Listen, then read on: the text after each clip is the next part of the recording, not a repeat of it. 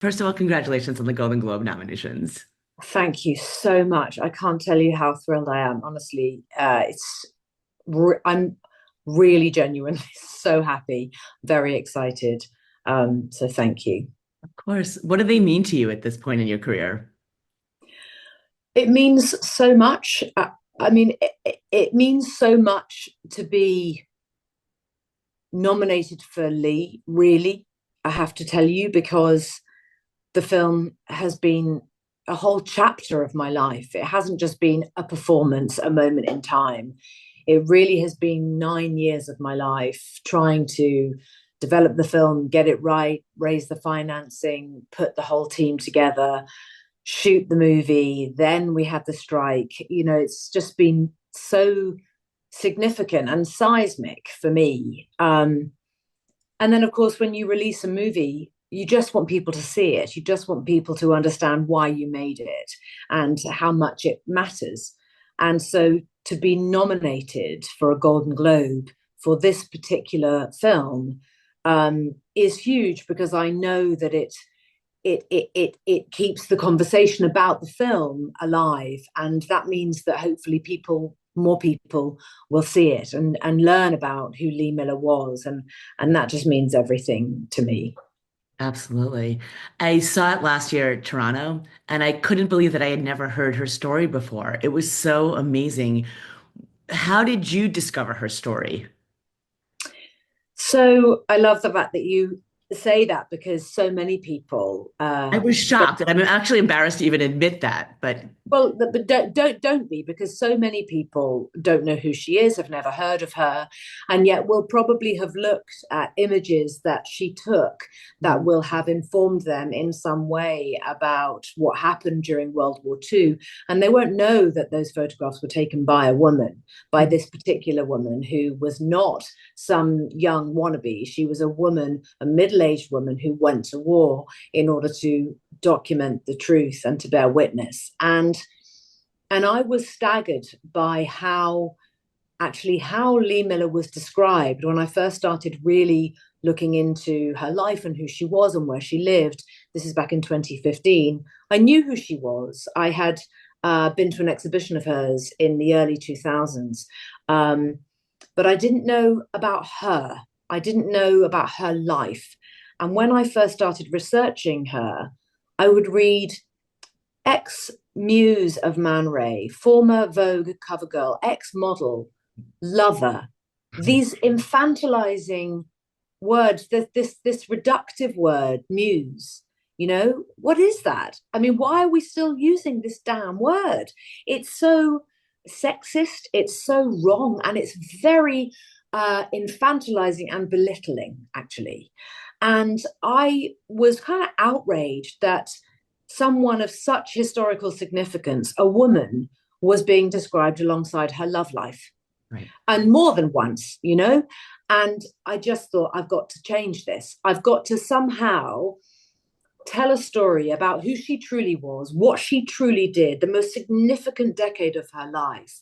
And if I could turn this into a film and introduce this woman to people who maybe are meeting her for the first time, but meeting her this way, on Mhm. her terms, for the great, brave, extraordinary, formidable woman that she truly was, not as the person who was the muse of the man. I mean, it made me so crazy. So that was the thing that motivated me more than anything else. And that was kind of where my journey really began, in wanting to tell her story. And actually, I bought a table at auction. And it's so funny that I'm talking to you now from this room that I'm in now, because funnily enough, I'm actually in the auction house that I bought this table from.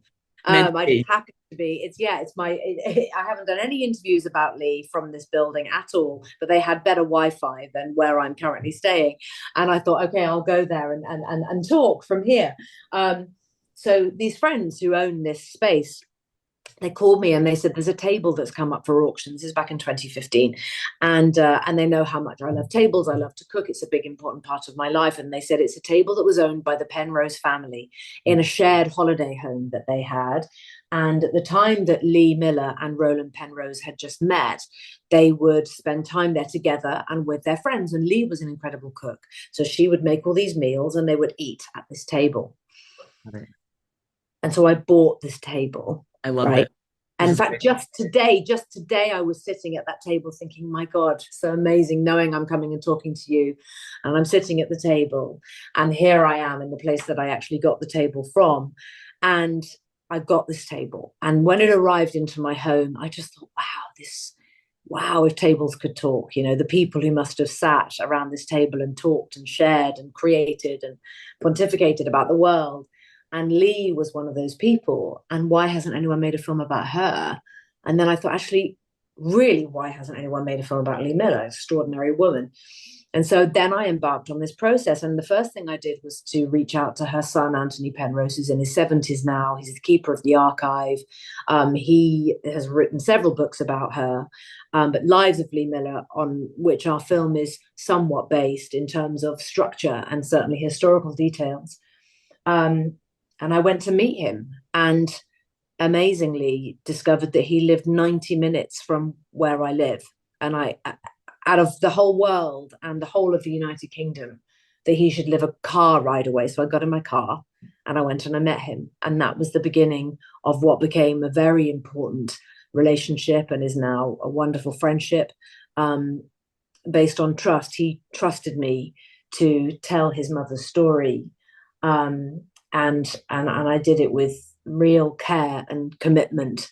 And it was tough. It was a tough process. I'm not going to lie, but I do feel proud of the film. I feel so happy to have done it. And also, I sort of can't believe that I don't have to keep trying to make the film because Right. it was such a big part of my life. I'm like, oh my God, I've actually done it, and there it is, and people have seen it, and I'm able to talk about it. So yes, I will never get bored of talking about it because it's been such an important part of my life as well. Well, obviously, you not only started it, producing it was such a huge part of this for you, as you just were talking about. It was, I know, it was an 8 or decade-long journey for you. Why was, I mean, I guess you just explained, but like, talk about deciding to be a producer and putting your weight at, all that you've accomplished before as this is being your project. What did it mean to you to be a producer? Um, And being it, your first film, I really should say, as a producer, because I know a lot of stars, want to be an executive producer on something and it's just a credit. But for you, this was really a passion project. oh my God. I mean, my God. First of all, there was the bankrolling part of it, which was very important, in the development process when there aren't necessarily funds to pay the writers. I was the person who was really doing that because I wanted to keep it going. I didn't want to wait, and actually sometimes there would be conversations with potential investors that were just kind of offensive. I remember a potential male investor said to me, "It's so great you want to make this movie, but why should I like this woman?" Oh, God. Just And I'd be unreal. like, really, truly, it was these staggering things that people would say, and they say, she's really kind of brash and she's really kind of, she drinks and she's really, I was like, actually, well, actually, just stop. Right. Let's just look at who she is. Don't look at what she does. Why don't you like it that a woman has a glass of wine every now and then? You constantly see men going, "Hey, let me get a scotch." Why can't you see a woman doing the same thing? Honestly, these things that drove me crazy, but the inability that these people would have to focus on this extraordinary story and these phenomenal achievements of this woman, which she would never have seen of achievements. She would have hated that word. She would have hated the idea that people thought she'd achieved success in her life, achieved anything. That's not who Lee Miller was. This was a woman who was utterly selfless. She did Mhm. not need to be queen. She did not need to be at the top of a pile. She just needed to have the same right as the men to go to the front line and to document it for women, for Right. other women, so that women could learn, women could read about it, and that things weren't being kept from women. And she had a very powerful streak of injustice in her that absolutely came about, I believe, as a result of the terrible abuse that she suffered as a 7-year-old child, which we do touch upon in the film because it did inform so much of who she was, who she became, although she refused to allow that thing to define her. She was a woman of the most magnificent courage and resilience. And I had never come across anyone quite like that, that level of bravery. And I knew that if I didn't tell her story, it may never be told. And that just didn't sit with me. So Mhm. being a producer part was just no option. It was the only way to get it done. And I think when I was younger, in my 20s, people would say to me, you should really get a development deal now. It'd be great if you could develop your own stuff, really be in control. And I would think, well, that sounds terrible. I wouldn't know where to begin. How do you, that sounds really, also, I had a child when I was very young. I had my daughter when I was 25 years old. I couldn't have been a parent of a young child. I was also by myself a lot of the time when I was parenting her when she was very, very small. And there's just no way I could have done it. I couldn't have done. And I didn't really know what the job was. Being a producer is a very different job to being an actor. So, so, so different. And I needed to learn that. And it's really only when I came to putting Lee together that I realized, hang on, I do know what to do. I do understand what this takes. I know how to get this job done. I know how to rally the troops, bring everyone with me. I know who to call. I know the best people. I know the nicest people. I know the great worker bees. I know my own film heart family, the people I have known since I was 17, 18, 19 years old, starting out, and might have worked with on Hamlet or Quills when I was 22 years old, or Finding Neverland when I was 25. Gemma Jackson, our wonderful designer. I did Finding Neverland with her and Iris with her, and she's just an amazing lady. And I said, if I get this film together, would you come? Would you come? Of course, yeah, Kate. Of course, I would love to. And she did. All these wonderful people really showed up for me, and it's meant the world. Honestly, it's meant the absolute world to have people come and join me and know how important this was, and also believe in Lee and her story in the way that they did. And yeah, so back to your first question of what does it mean to me to be nominated for a Golden Globe for this performance? As you can hear, it really is everything, because it's about this whole decade of my life and all the people who came along with me, and it's an acknowledgement of their work too, and that matters a great deal. Talk about your choice of director too, because I think that was so crucial for developing the story and turning into the story that you wanted it to be. When the script was ready to send out to directors, I I just knew that I couldn't go to a male director. I just knew that I couldn't. It just wouldn't have felt right. It's not that it would have felt wrong, but it wouldn't have felt right. And I wanted to make the film with care, and I wanted to honor Lee, the sentiment of her, who she was, how she lived, how championing she was of other women, how she believed in other women. And my own belief in Ellen Kuras, who directed our film, was huge. She had been a cinematographer for years. We worked together on Eternal Sunshine of the Spotless Mind. She has a decades long, much revered career, celebrated, applauded, awarded career as a brilliant cinematographer. And she moved into directing television about 5 or 6 years ago, but she hadn't directed a feature. And I just knew that Ellen's ability to stand behind the lens, like Lee did, to tell stories of others visually, to really support a narrative, and to capture moments that felt unique and visceral and real. She had that in her. Ellen had that in her. Also, Lee was somebody who lived with a secret. She lived with a deeply buried secret about what had happened to her when she was a child. Ellen actually is hard of hearing. She has been all of her life.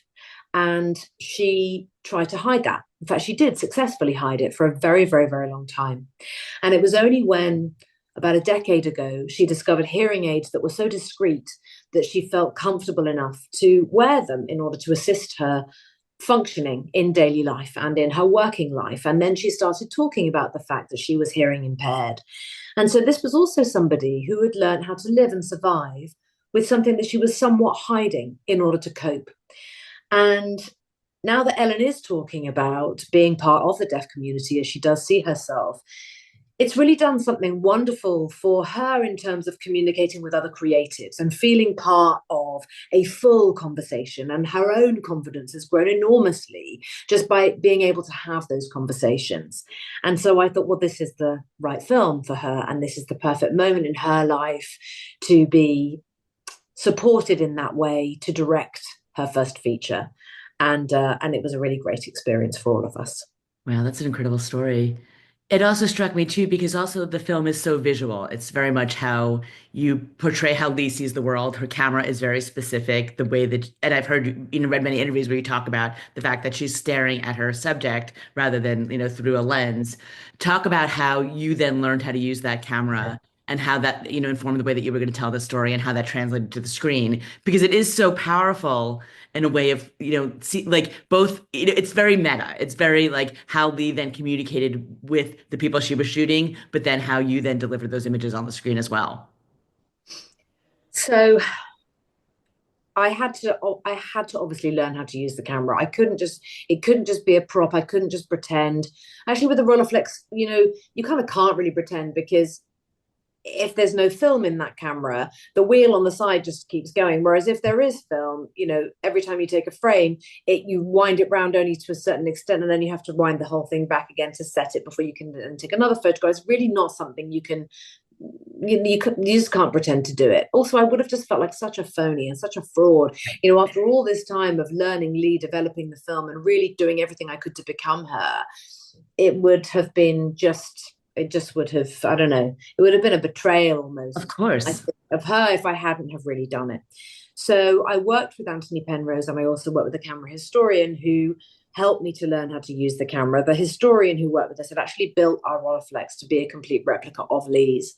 Anthony Penrose himself had taken Lee's Rolleiflex traveling as a young man. So he knew the camera incredibly well. He also can use it extremely well himself. So working with the two of them alongside Lee's images, recreating those photographs, which I had in my hand, Yeah. it was so much about, yes, the technical side of it, but beyond that, more importantly, understanding the utter feeling of almost emotional nakedness, vulnerability, exposure that she would have felt herself in order to stand and really face everything that she was photographing. The Rolleiflex camera does not have a zoom, and it has one lens, and it's a very wide lens. Mhm. So, and also the image, when you look down into that camera, the image is in reverse, it's backwards. So she would have constantly be looking up to check that each edge of frame. It's a very difficult camera to use, extremely difficult camera to use. Lee would have had to stare truly in the face, up close sometimes, of absolute horror. So, Mhm. for example, to photograph a pile of corpses at Dachau, she Killing. would have had to be closer than we think, much closer, in order to capture that level of detail. In order to photograph the Burgermeister's teenage daughter in the Leipzig suicides, as we call them, in that scene where she and Davy Sherman are photographing those people in those suicide packs that they were seeing everywhere. Mhm. She wrote about that young girl's teeth being little pearly white teeth, and this teenager looking like a delicate Dresden doll. In order to see those things, she would have had to literally be in her face, because that's how close you have to get with a Rolleiflex camera.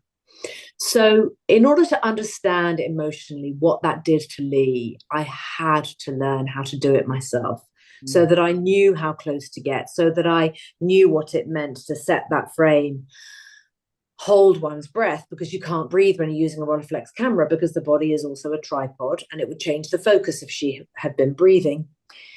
I had to know every single one of those beats in order to know what it would have felt like for her. And it was hard. I mean, I don't know how else to put it. And as an actor, Andy Samberg said this, you know that it's not real. But with something like this, you know that it was real. Right. And we had access to everything. I had access to 60,000 negatives and prints, her real camera kit, her clothes, her personal letters between her and Audrey Withers, between her and Roland, her diaries from when she was a teenager, where she clearly did struggle with her mental health. So every moment that you see Lee being naked and free, I knew how hard won that was for her because I had read about her complete mental health crisis that she had as a teenager in these teeny tiny diaries that she kept that really were more like um, accounts of her physical and mental state. Heartbreaking to read, absolutely heartbreaking to read. Um, and so I had to take great care with how I played her because I wanted to honor who she really was. And that wasn't just about the camera, it was about her life, the life she had lived, a life hard won, a life truly one to be upheld and remembered and honored in this way. And the best way to do that was to tell this particular decade of her life when she truly became the person she then was really for the rest of her life. Because the PTSD did affect her.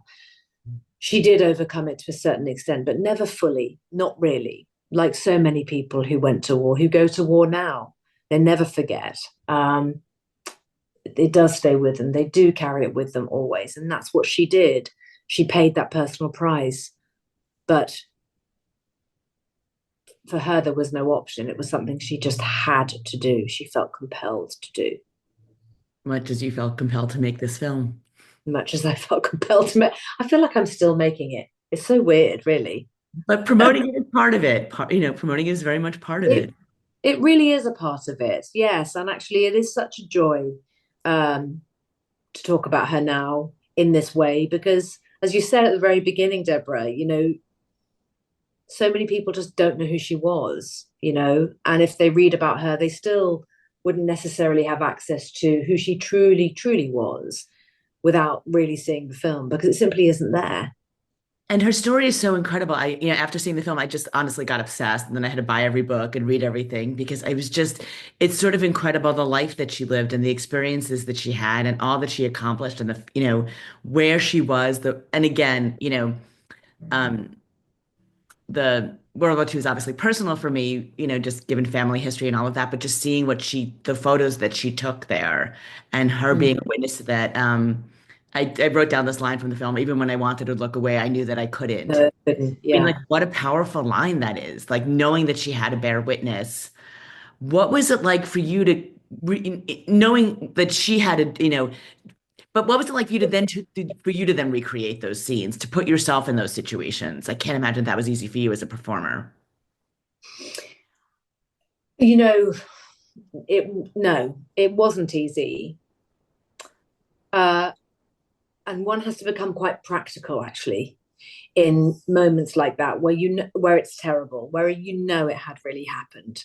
Mhm. Um, where I know she had climbed up and into that carriage, standing amongst the corpses, knowing that she had walked into the camp brothel, knowing that she had seen young girls in there.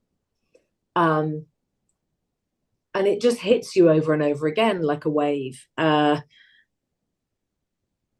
Yes, it's hard. It is, of course, terribly hard, but mainly because of the responsibility that I felt to others who had been there, to others who had lost people, to others who didn't know, for those from whom so much was hidden, for those for whom they might still be discovering things even now. There was a duty I felt not to get it wrong and to be like Lee, really, not to look away in the Mm. way that she had not looked away. Um, and to stay steady, and it, yeah, it was hard. It was hard. Yeah. Is there a moment you're proudest of when you look back at the film?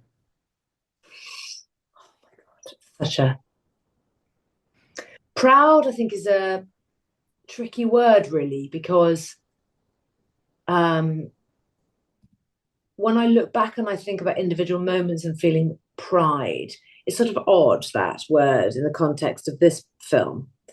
But things I feel happy we persevered with: Hitler's bathtub, um, knowing how much of that we actually historically got right. I feel proud of that, actually. I do, because it would have been so easy for historians to finger point and say, and I would have understood if they had. But my God, the times I scrutinized the images, not just of that bathroom, but that entire apartment, in order to get our set right. Um, but also, I feel proudest of, I think, no, I can't say proud. I feel relieved that the choice we made to have Lee reveal to Audrey what had happened to her when she was a child, I feel happy that we made that choice, because Lee didn't actually tell anyone what had happened to her. But